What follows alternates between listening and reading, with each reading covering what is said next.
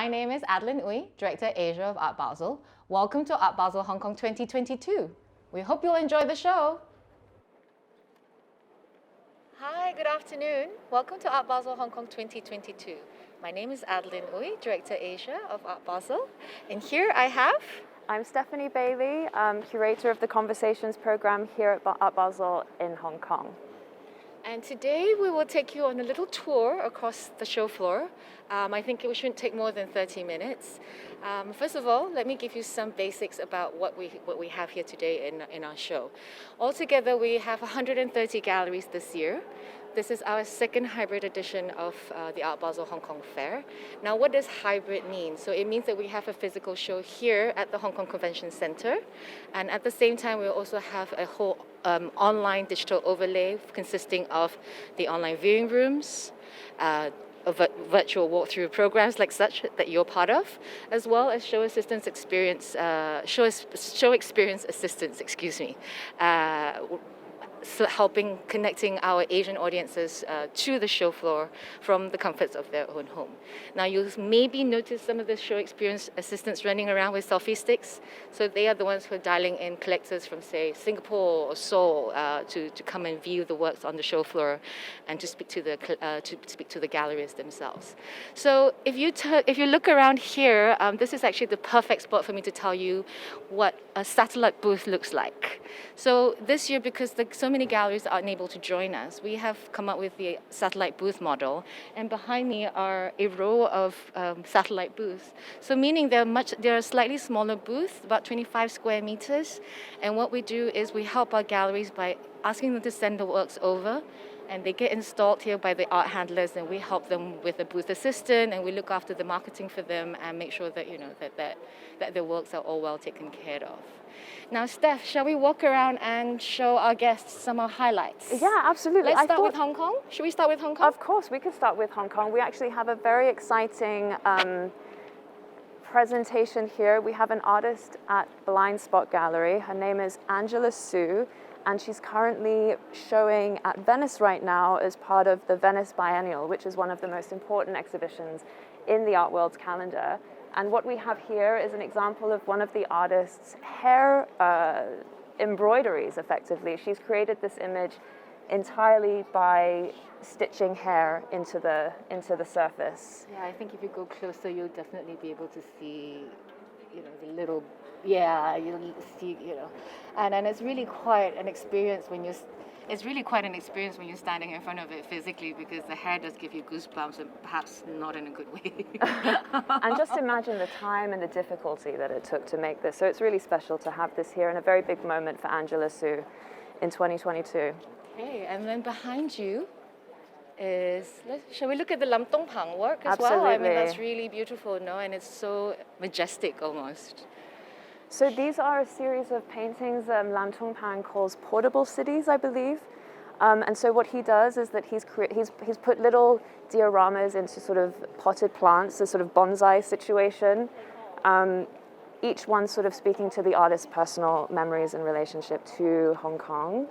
And as you can see, in each painting, they're also different, despite the fact that they're all bonsais, but they give you a very, very different personality, very different character. It's almost like they're all different human beings. And I just want to give a shout out to this beautiful pairing with these works, with Trevor Young's little installation here made of mushroom night lights, which is just a beautiful accent to Lam Tong Pang's wall. Go do the trams. Sorry? Let's go do the trams. I want to show the Hong Kong tourism Okay, let's do it. Yes, absolutely. Our trams that we're most excited about this year, which are already on the streets. And so this year we have 3 artist trams project given up to 3 different artists from Hong Kong. And here we have, which has been a crowd favorite, over there, a work by Stephen Wong Chun Hei. If you come closer, you'll be able to note the little Art Basel tram that he had created that will be seen on the streets, but is also in the painting here.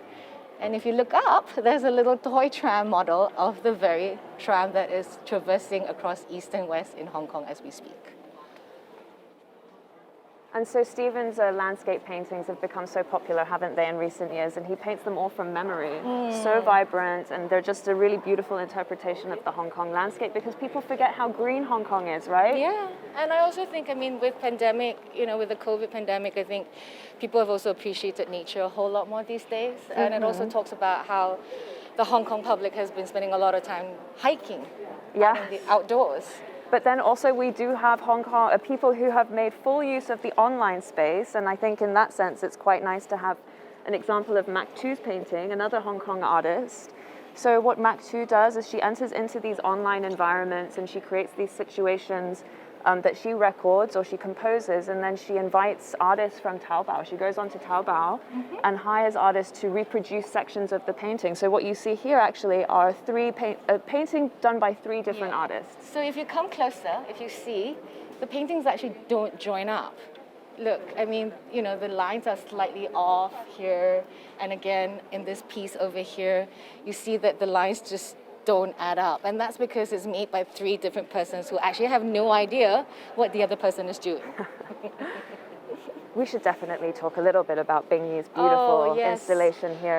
Another favorite of Art Basel Hong Kong is the large-scale installations. So our show is not made up of only just booths, gallery booths, but we also try to introduce large-scale works as such, which is standing behind me here, Bingi, with 3 monumental works in ink on paper. And the size is really quite something when you're standing next to it, because you almost feel like you almost feel so tiny compared to this really, really big, this big blob of black, I suppose. Absolutely, and presented alongside these are videos, and so you can see how Bingi actually, to create these paintings, went to Mount Imei in Sichuan province and unfurled the canvases onto the slope of the mountain and allowed for the gravity to dictate where the ink would fall. So in a way, this is really a collaboration with nature, which speaks to the ethos of ink painting, I think. Yeah. Yeah, and here you can see the process of how the work has been made. Okay, moving on.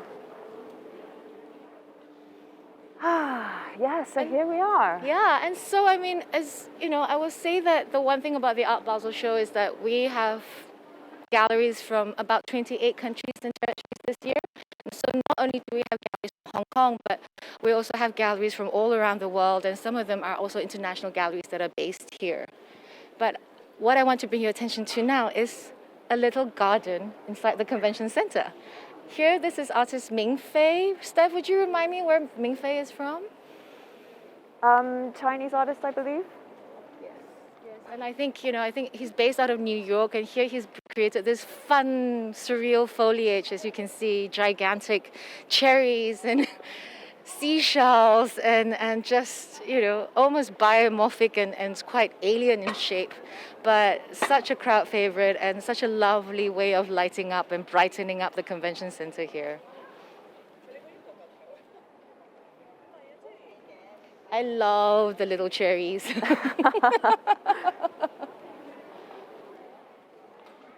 Oh, and everyone say hi. This is Daphne. She's the owner of Alisan Fine Art, who presented Ming Fei the work. Would you like to tell us a little bit about this foliage? Oh, okay. This foliage is called Garden of Life, and so the things on top is a money tree, representing prosperity and wealth. And underneath, the fruit is all, larger than life, surreal fruits, and all of them symbolize different things, like the pear and the peach, the longevity, and things like that. So they're all, meant to bring good fortune and happiness to all of us. I see. But Daphne, I feel like I've seen the foliage before. Was it in the Hong Kong Museum of Art, Yes. if I'm not wrong? Yes, it was originally in the Hong Kong, well, not originally, it was a different set, but it was recently exhibited at the Hong Kong Museum of Art. But this particular series, the way we've presented the Garden of Life, was actually from the Whitney Museum in New York. Oh. In the 1990s, he did something like this, and so it transpired from that. Thank you so much, Daphne. Okay, let's go, guys. Let's keep walking. And then here, completing the trio of our large-scale installations, we have an absolutely gorgeous weaving by Hong Kong artist Movana Chen. And she made this with shredded magazines. And actually, it looks like it's at the moment it's being used as sort of fabric hanging, but it can be used, the artist says, for performances. So it can actually be used to drape around the body in an activation of the work. So it's absolutely gorgeous. I don't know if the camera can catch it, but you'll actually see this sort of glistening. It's almost jewel-like. They almost look like, you know, beads or plastic beads from afar, or little tiny crystals almost. But actually, if you look at it, it's actually woven out of paper.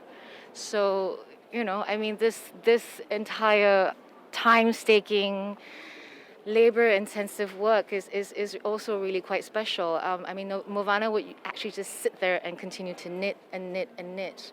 And I remember Steph mentioned to me that this work was also meant to be created for a performance. Right, for performances, so people can wear them. So I suppose this is where the holes come in, huh? Yeah. And I think that it's in a way, the artist was saying, it just can be used in many different ways. It's a very dynamic work because of the way that it's constructed. You see, it's like a fabric, so it can fit many situations, right? Thank you. Beautiful. Okay. And then here actually was a very good place to point out discoveries. Oh, yes. Which is for me, one of my personal favorite sectors of the fair. I think Discoveries is really definitely also one of my favorites. Stephanie and I have a way of calling it the hipster row. And now what we mean by that is because Discoveries is a sector dedicated to only young galleries and young artists.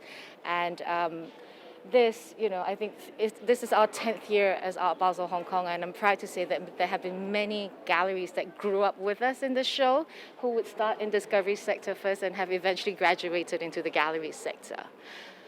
Yeah. Now, I want to take you around and show you some of the more historical works, which is really remarkable this year. I feel that one of the greatest things about the Hong Kong show is to be able to also discover not only contemporary art and young artists, but also historical works and different practices from different countries. Here we have, you know, I think what was special here this year is that we also have newcomers coming to join us in Hong Kong for the very first time.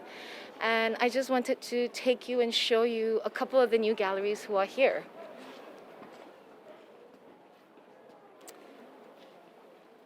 Over to your right, or to my right, is a gallery called Yananyan, who's joined us for the first time from Munich with an artist by the name of Henri Michaud. He is definitely, you know, someone that I have studied about when I was an art student, and I've only ever seen his works on books for the longest time. And I feel that this is such a huge honor for us in Hong Kong to be able to show an artist of his caliber. Again, because, you know, despite the travel restrictions, despite the challenges, that a gallery is willing to still come and be with us is really a huge privilege and an honor, and it's such a huge testament to what the Hong Kong market can be.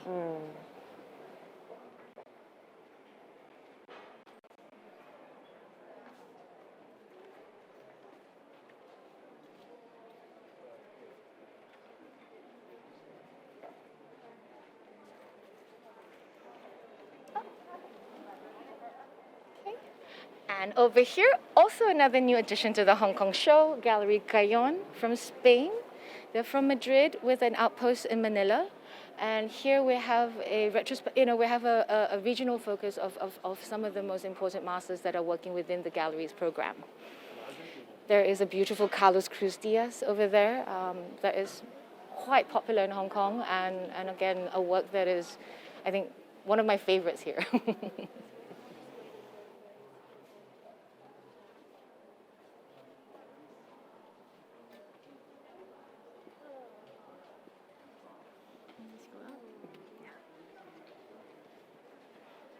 Amazing. Oh, and here, okay. I feel like we should also mention this Sorio. No, Of you've course. been talking about this. I've It's been such a talking about it wonderful for 2 story as well. So Adeline has a beautiful story about Alfonso Sorio, incredibly important artist, and as I learned from Adeline, an important benefactor of Jackson Pollock. Indeed, indeed. Alfonso Osorio is of Hispanic, Chinese, and Filipino descent. He was born in the 1910s. Of very wealthy family, sugar plantation, and he went off to study in New York and Harvard and in Rhode Island School of Art and Design, and eventually became an artist and befriended many artists.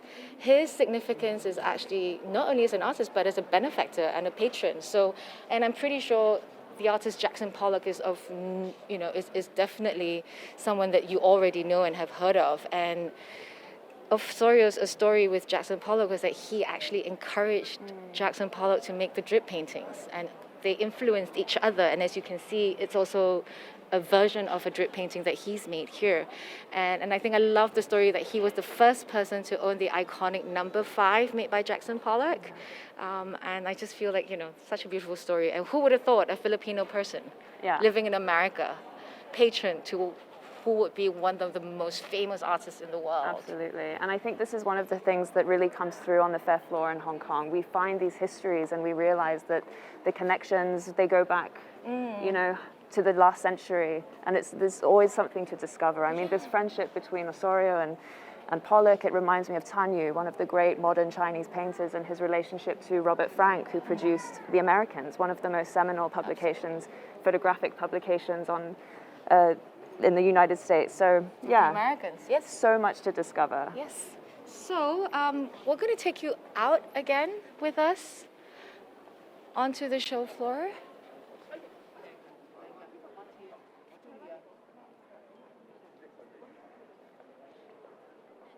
And over here to our left is a classic, one of the stalwarts of our Hong Kong contemporary, one of our Hong Kong gallery scene, Kwai Fung Hin. Miss Catherine Kwai is also I think she's right now the chairman of the Hong Kong Art Gallery Association. But again, a different take on modern art. We have Mathieu and a combination of Asian masters within her gallery, and look at how beautifully designed her booths are as well. And this is the other thing about this show, that the booth designs, the way galleries put together their presentation is also very, very interesting for us to behold.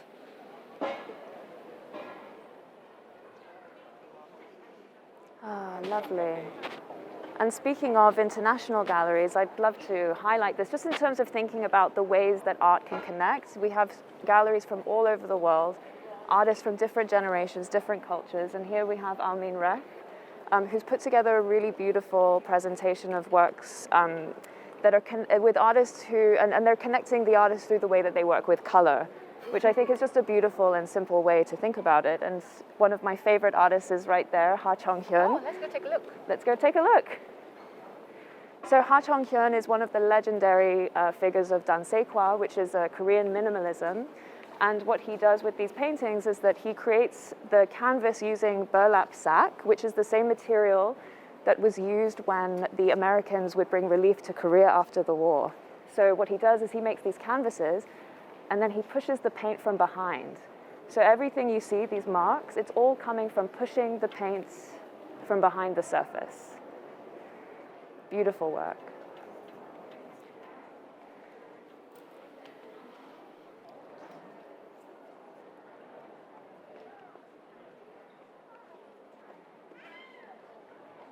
It's lovely. You mentioned that there's wider corridors this year, and I think that's important. Yes, I was just about to mention that. Amazing that you and I are thinking about the same thing. That, perhaps one very important point to share with all of you here is that in line with the COVID health and safety regulations, our show this year feels more spacious perhaps, and you may wonder why is that the case. And here our aisles have been widened, and as you can see, we have our masks on. Just to stay safe and to keep everyone comfortable. And I will say that today, this feeling generally in Hong Kong right now is positive. Yeah. We are excited and grateful that we're able to have this show together and look around. I mean, the Hong Kong public is here to support us, and it's just been very, very rewarding. And today's only day 2, and it is actually a weekday. So we cannot wait to see what the weekend is going to bring, and I'm pretty sure many more audience will be joining us on the show floor, and I hope you can also join us somehow, and maybe join us on the online viewing rooms. If you're not here in Hong Kong, please check it out on the Art Basel in the Art Basel app, and I think that's it, really. Yeah, I mean, also if you can't be online and you happen to be walking on the waterfront, do take a look at the M Plus facade to catch Absolutely. Ellen Powell's Shape of Light, one of the most beautiful interventions I think I've ever seen in Hong Kong, and very meaningful for this year when we're all here together. So, yeah. Thank you so much for your time. I hope you've enjoyed this little tour with us, and I look forward to welcoming you back to Hong Kong. Bye. Thank you.